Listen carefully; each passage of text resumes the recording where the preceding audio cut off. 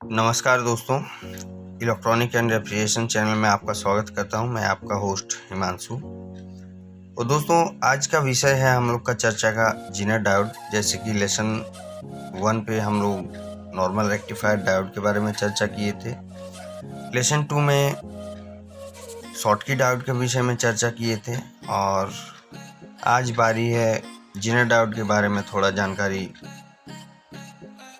हासिल करने का। तो दोस्तों, आज हम लोग चर्चा करेंगे जीनर डायोड के विषय में।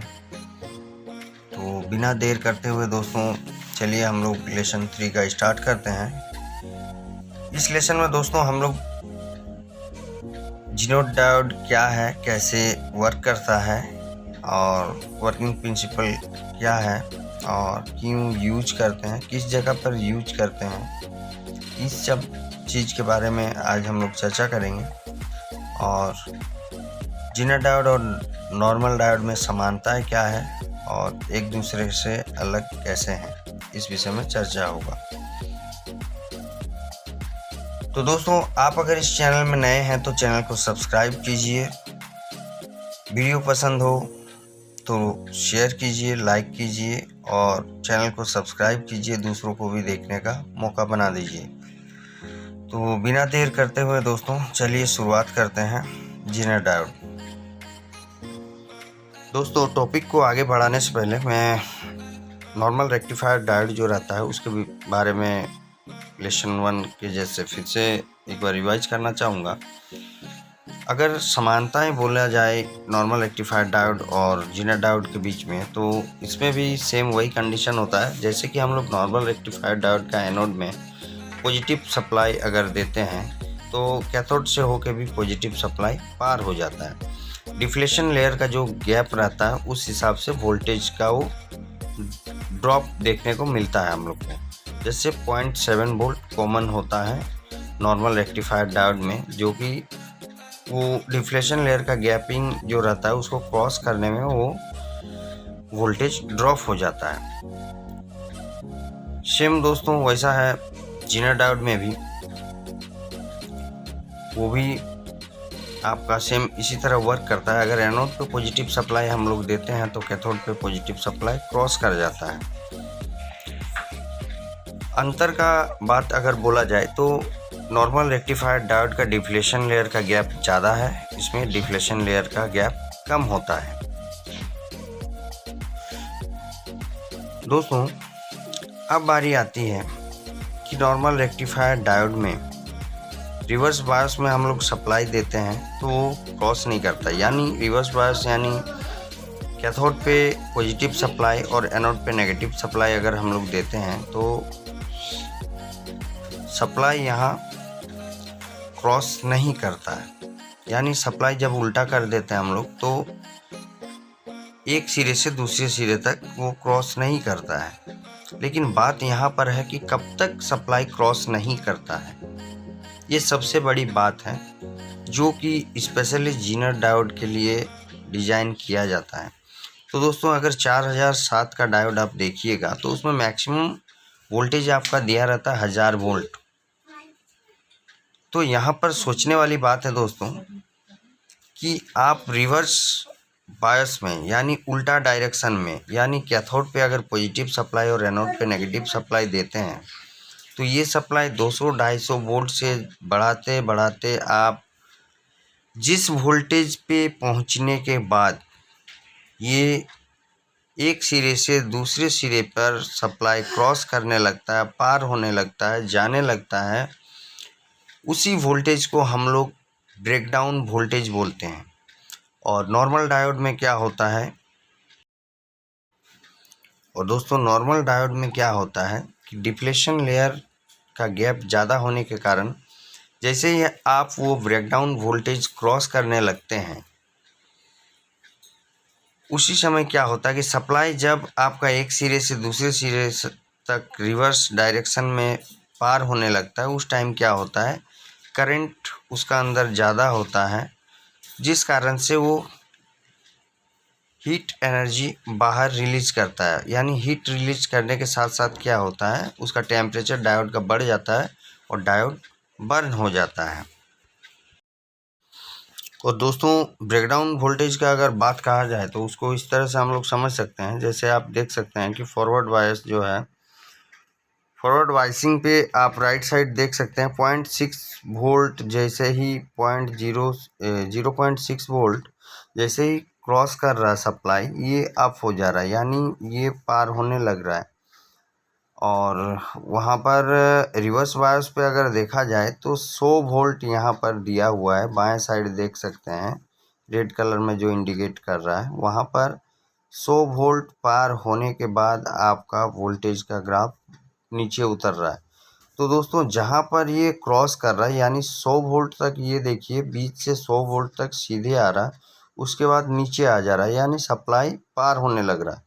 100 वोल्ट इसका ब्रेकडाउन वोल्टेज है, यानी रिवर्स बायस में अगर 100 वोल्ट से नीचे हम लोग देंगे तो आपका सप्लाई पार नहीं करेगा और करंट भी लो रहेगा आपका। और जैसे ही आप 100 वोल्ट पार करेंगे, जितना 100 वोल्ट से अधिक आप सप्लाई अप्लाई करेंगे तो उतना ज़्यादा एम्पियर बढ़ते जाएगा और सप्लाई भी उतना ड्रॉप करते जाएगा ये। तो दोस्तों डायोड का यही पॉलिसी रहता है, नॉर्मल डायोड हो चाहे जीनर डायोड हो। तो नॉर्मल डायोड में क्या है कि उसका ब्रेकडाउन वोल्टेज बहुत, नॉर्मल रेक्टिफायर डायोड का ब्रेकडाउन वोल्टेज बहुत अधिक रहता है, और जीनर डायोड काम करता है लो वोल्टेज के लिए हम लोग का, तो उसका ब्रेकडाउन वोल्टेज भी कम रहता है। और डिफ्लेशन लेयर कम रहने के कारण ये दोस्तों डिफ्लेशन लेयर कम रहने के कारण क्या होता है, यानी डिफ्लेशन लेयर का जो गैप है, दूरी है, वो कम रहने के कारण क्या होता है, ये करंट बढ़ने के बावजूद भी ये हीट रिलीज नहीं करता है और अपने आप को डैमेज नहीं करता है। इसीलिए दोस्तों जीनर डायोड का हम लोग यूज करते हैं। जैसे कि 5 वोल्ट का अगर यूज कर रहे हैं तो 5 वोल्ट से अधिक वोल्टेज जब भी होगा तो करंट हाई होने के बाद भी डायोड ख़राब नहीं होगा, लेकिन परिपथ में 5 वोल्ट का सप्लाई आपका बना के रखेगा।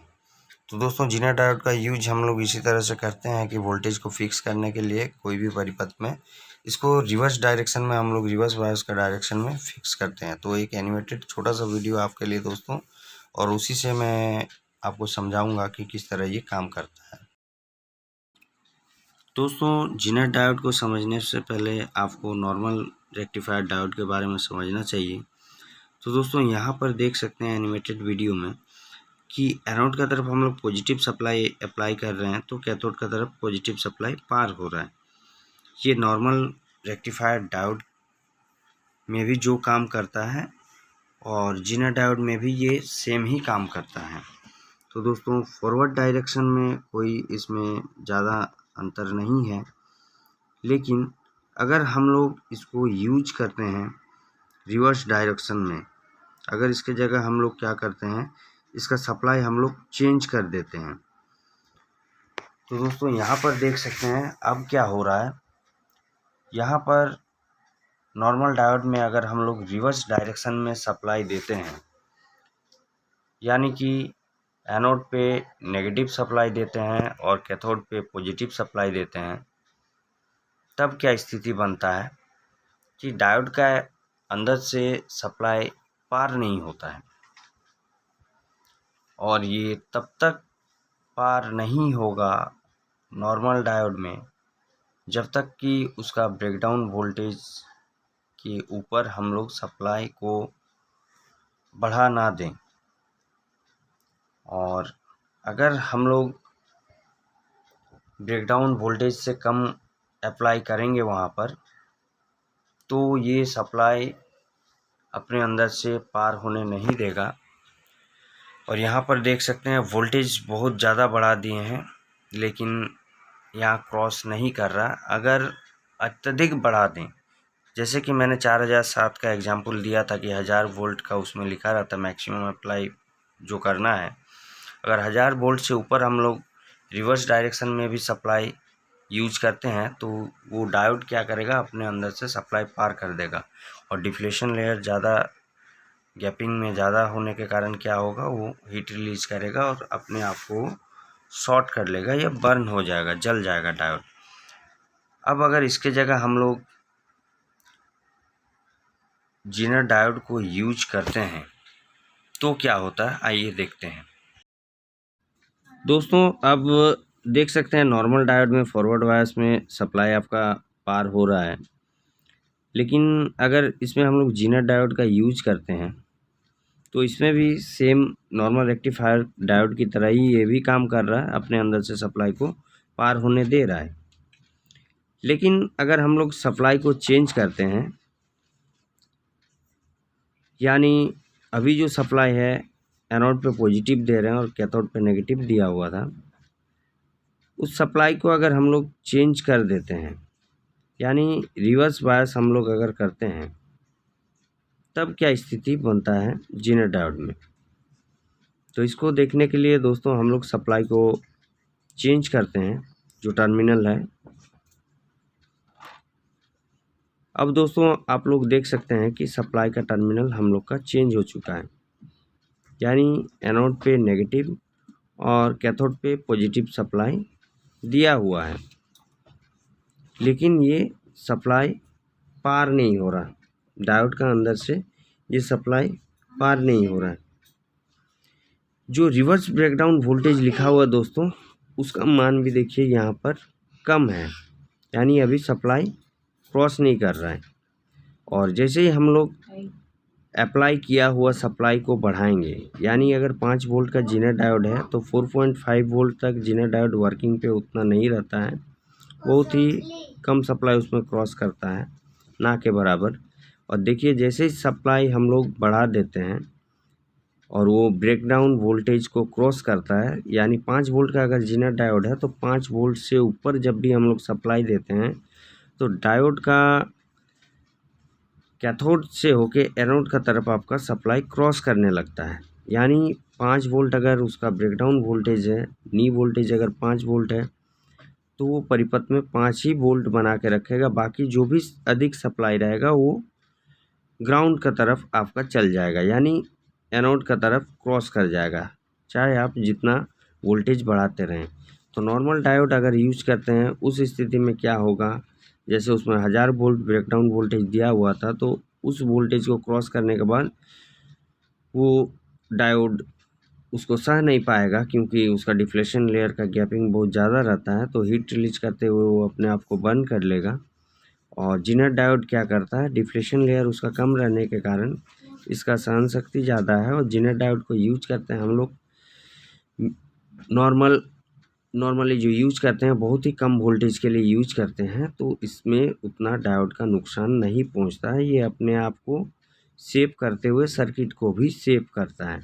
अगर जीनर डायोड 5 वोल्ट का है, वहाँ अगर 20 वोल्ट 25 वोल्ट आप दे दीजिएगा और एम्पियर भी ज़्यादा रहेगा, तो ज़रूर ही जीनर डायोड भी अपने आप को शॉर्ट कर लेगा। तो दोस्तों देख सकते हैं कि कभी भी हम लोग जीनर डायोड का यूज करते हैं परिपथ में, तो बीच में एक रजिस्टर, लोड रजिस्टर ज़रूर लगाते हैं।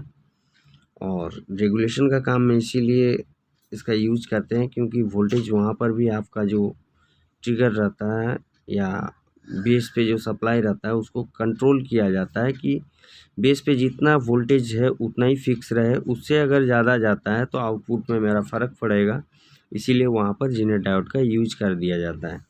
तो दोस्तों इसी तरह से उम्मीद करता हूँ आपको वीडियो पसंद आया होगा, और चैनल को लाइक और सब्सक्राइब कीजिए और शेयर कीजिए वीडियो। और दोस्तों आपको नए चीज़ के बारे में कुछ जानकारी लेना होगा या आपके दिमाग में कुछ ऐसा होगा कि न्यू चीज़ के बारे में जानकारी लेने का, तो अवश्य हम लोग अपना चैनल पे उसको प्रकाशित करने का कोशिश करेंगे, और आपको जो भी हम लोग का जानकारी रहेगा उस विषय में हम लोग देने का कोशिश करेंगे।